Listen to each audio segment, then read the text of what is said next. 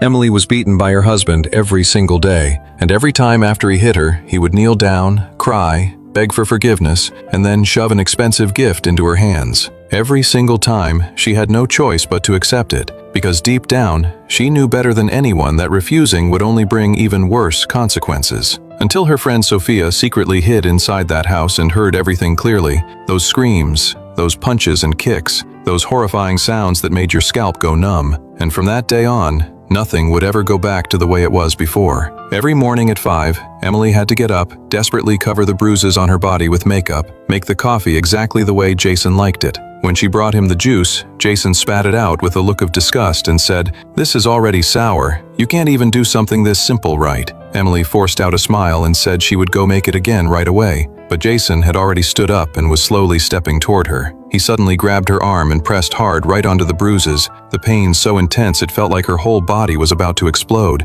but she still didn't dare cry out. Jason said coldly, "There won't be a next time." Almost every morning was like that. As soon as Jason left, Emily acted like nothing was wrong, but the second the door closed, she would collapse onto the floor and break down sobbing. There was also a tiny hidden room in that house, less than 6 square meters, filled with cameras. Jason would not allow her to leave. One day, Emily was so exhausted in there that she fell asleep, drifting in and out for several hours without even realizing how much time had passed. By the time she woke up, it was already dark outside, and dinner still had not been prepared. Jason walked in and saw the empty table, and that moment of silence was more terrifying than any scream. That night, he beat her until she completely lost consciousness. A few hours later, Emily woke up, and Jason was sitting beside her, holding a gift box in his hands. "I'm sorry, baby," he said in a voice so gentle it sounded fake. "I lost control. You know I love you, right?" It was a gold necklace. She smiled, softly said thank you, then put it into the closet beside the other 20 identical gifts.